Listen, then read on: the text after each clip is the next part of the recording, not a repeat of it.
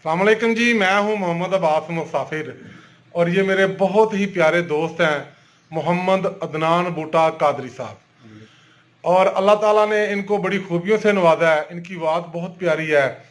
मियाँ मोहम्मद बख्श खड़ी शरीफ वाले, मैं उनका कलाम इनसे अक्सर सुनता हूँ। आज मैं चाहता हूँ आपको भी सुनाऊं। बूटा जी चंद शेर हो जाए। तेरे फजल नल लोए पे तर दे ते फटियां दे संग जुड़ के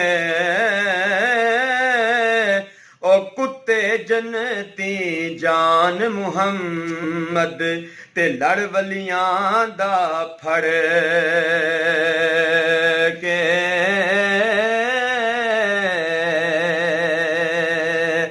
ते जिस दिल विच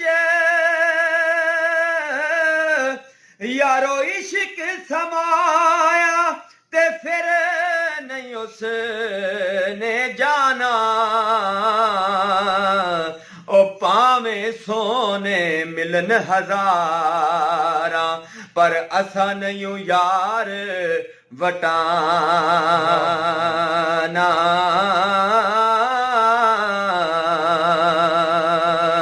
ते सजन जिना दे और उसे रहिंदे ते कियो ना दा जीना हर दम याद सजन दियां दी ते भुल जांदे खाना ओ पीना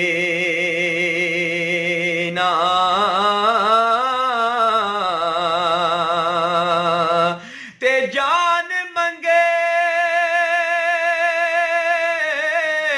ते देर न करिए ते अगे ओ यार सजन दे आशक ते शहीद मुहम्मद ते नहीं मोहताज कफन दे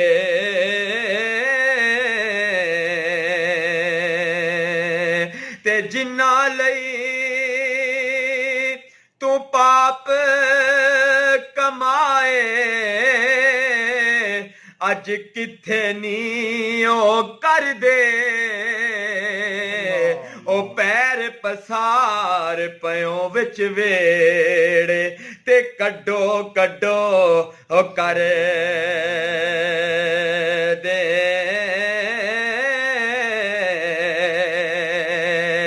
ते नप्पी बुकी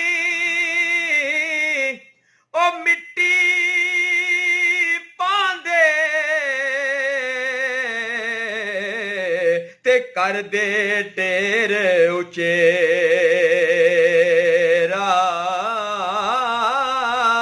ओ पढ़ दरूद करानू आंदे ते फिर नहीं पांदे ओ फेरा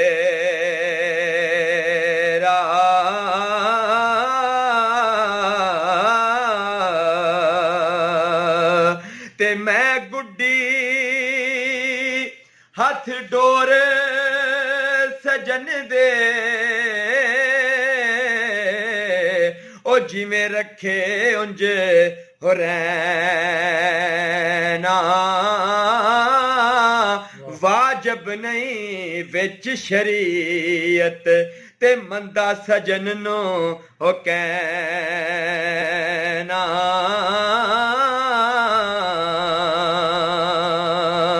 ते लोए लोए ओ पर ले कुड़िए ओ जे दुध पांडा पर ना शाम पई ओ बिन शाम मुहम्मद ते कर जांदी ने हो डरना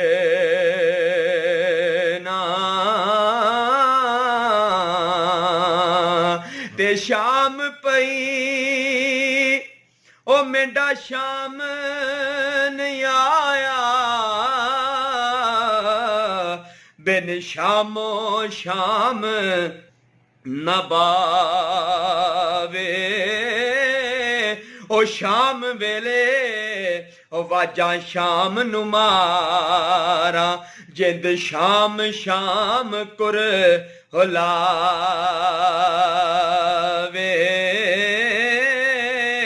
ते आजा शामा हुन पै गईया शामा ते कर पंछी भी मुड़ आए ओ शाम नसीबा ओ वाली हो सी जिस शाम नु शाम कर आवे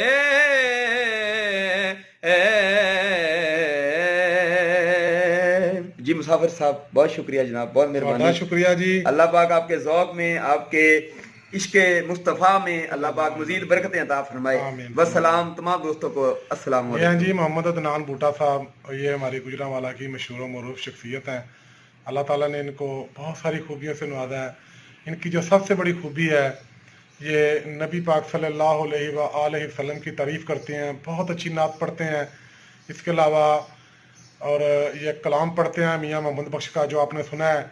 इंशाल्लाह किसी दिन फिर अल्लाह के फजल व करम से जिस दिन इनका कुछ मूड फ्रेश हुआ तो ख्वाजा गुलाम फरीद का कलाम है। हाँ, ख्वाजा गुलाम फरीद साहब का कलाम होगा। इसके अलावा नाते रसूल मकबूल सल्लल्लाहु अलैहि वसल्लम होगी।